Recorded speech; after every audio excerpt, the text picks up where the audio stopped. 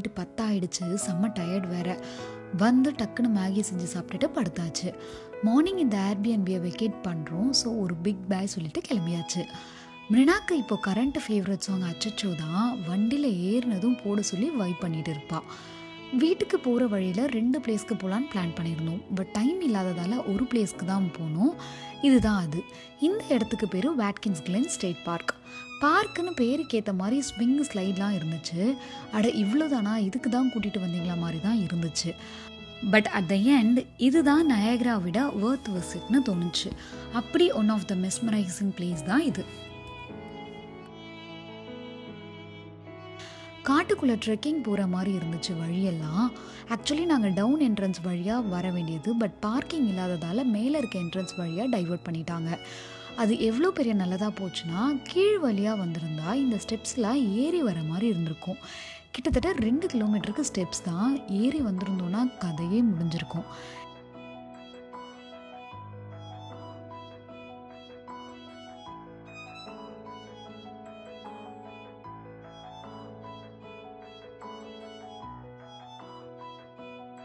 இந்த park totally 778 acre அளவுக்கு இருக்கும். கீழே இறங்குற டெப்த்து பார்த்தா ஒரு 120 மீட்டருக்கு போகும். இது 1906 பப்ளிக் விசிட்டுக்கு ஓப்பன் பண்ணியிருக்காங்க.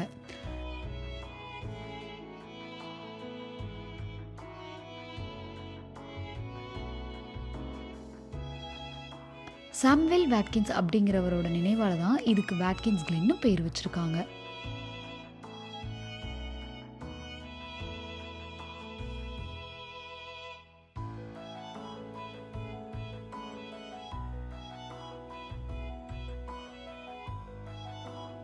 இந்த வாக்கிங் ஏரியா எல்லாமே மேன்மேட்னு சொன்னால் நம்பவே முடியல. ஆனால் அதுதான் உண்மை.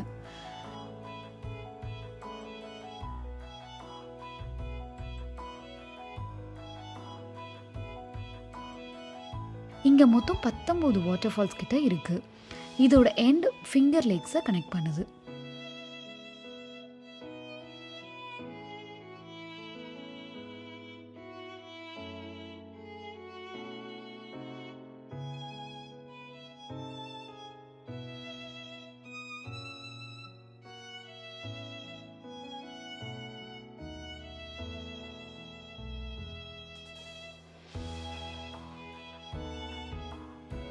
இந்த பார்க்கை மொத்தமாக கம்ப்ளீட் பண்ண கிட்டத்தட்ட எங்களுக்கு 3 hours ஆயிடுச்சு.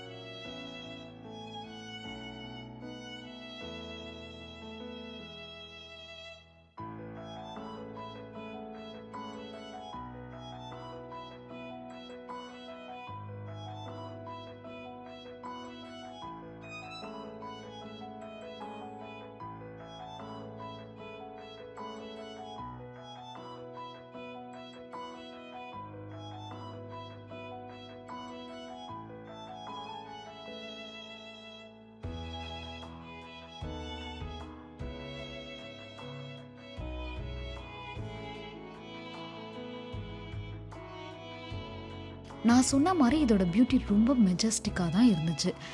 ஏதோ வால்பேப்பர் மாதிரியான சீனிக் இது.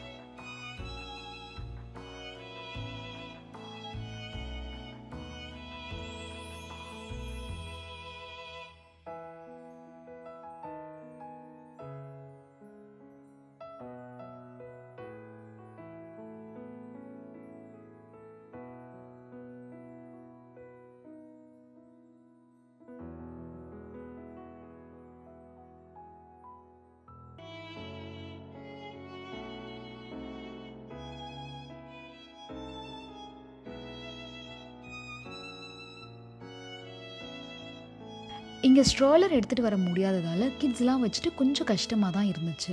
அதுவும் 3 ஹார்ஸ் கண்டினியூஸாக நடக்கிறது ரொம்பவே கஷ்டமாக தான் இருந்துச்சு. பட் ஸ்டில் வியூ ரொம்ப அழகாக இருந்ததால் அப்படியே போயாச்சு.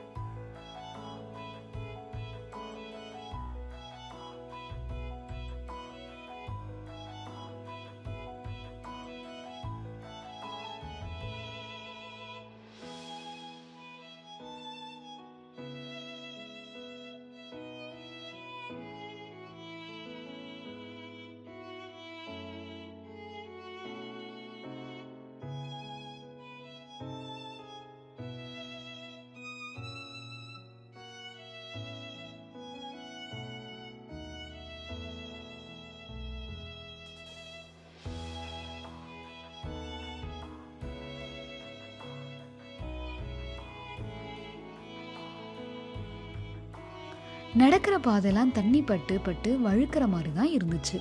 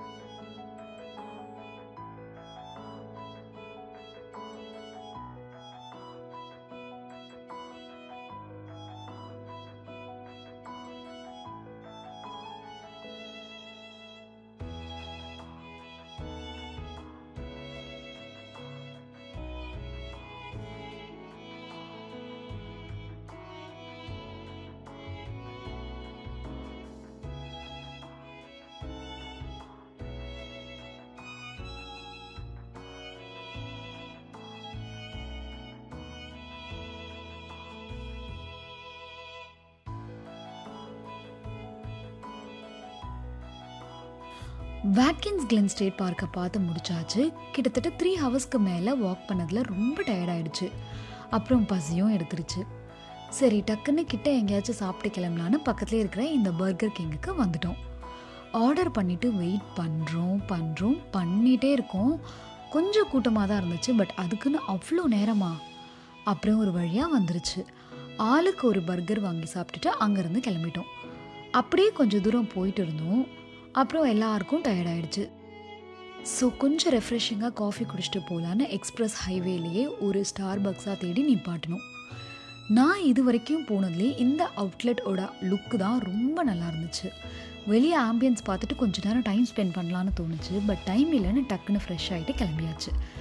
எனக்கு வேறு காஃபி டீ ஹேபிட்ஸ்லாம் இல்லாததால் இந்த இடத்துல எனக்கு பெருசாக எந்த வேலையும் இல்லை. எங்கேயாச்சும் நல்ல இடமா பார்த்து கூட்டிகிட்டு போய் எனக்கு டின்னர் மட்டும் வாங்கி கொடுங்கப்பான்னு கேட்டுகிட்டே கிளம்பிட்டேன். ஒரு வழியாக 2 days ட்ரிப்பை முடிச்சாச்சு. உடம்புலாம் அடித்து போட்ட மாதிரி அவ்வளோ டயர்ட். ஃபைனலி டின்னரையும் முடிச்சுட்டு வீட்டுக்கு போயிடலான்னு வழியில் ஒரு ரெஸ்டாரண்ட்டில் நிப்பாட்டினோம். ஆக்சுவலி வேறு ஒரு ரெஸ்டாரண்ட்டை செக் பண்ணிகிட்டு இருந்தோம். பட் அங்கே போகிறதுக்குள்ளே டைம் ஆகிடும், க்ளோஸ் பண்ணிவிடுவாங்கன்னு கிட்டவே இருக்கிற இந்த ரெஸ்டாரண்ட்டுக்கு வந்தாச்சு. இது மெசாச்சுசெட்ஸில் இருக்குது. இங்கேயும் ஆல்மோஸ்ட் கிச்சன் க்ளோஸ் பண்ணுற டைம் ஆகிடுச்சு, டக்குன்னு ஆர்டர் பண்ணிவிடுங்கன்னு சொல்லிட்டாங்க. அப்புறம் எல்லோரும் பிரியாணி மட்டும் தான் சொல்லியிருந்தோம். இது இந்தியன் ரெஸ்டாரண்ட் தான், பட் உள்ளே இருந்தவங்க எல்லாருமே அமெரிக்கன்ஸாக தான் இருந்தாங்க. பரவாயில்லையே, நம்ம ஊர் டேஸ்ட் இவங்களுக்கும் பிடிச்சிருக்கேன்னு ரொம்ப பெருமையாகவே இருந்துச்சு. இது லேக் சைட் டைனிங்னு போட்டிருந்துச்சு. எங்கடா லேக்குன்னு தேடி கொல்லப்புறம் கதவை திறந்து பார்த்தா இருந்துச்சு. போட் ரைடெலாம் அங்கே இருந்திருக்கும் போல். நாங்கள் போகும்போது கிட்டத்தட்ட ஒரு 8:30க்கு மேலே இருந்திருக்கோம். இருட்டானதால் பெருசாக லேக் வியூ தெரியலை. ஸோ நாங்கள் வெளியவும் உட்காரல, உள்ளே தான் போய் சாப்பிட்டோம். நாங்கள் ஒரு சிக்கன் பிரியாணி அண்ட் ஒரு மட்டன் பிரியாணி சொல்லியிருந்தோம். Mutton biryani was really so good, but chicken biryani was little disappointing. Okay, நம்ம நெக்ஸ்ட் vlog ஆர் வீடியோவில் பார்க்கலாம். அதுக்கு முன்னாடி நம்ம பேஜை சப்ஸ்கிரைப் பண்ணாதவங்களாம் சப்ஸ்கிரைப் பண்ணிவிடுங்க. இப்போ பாய்.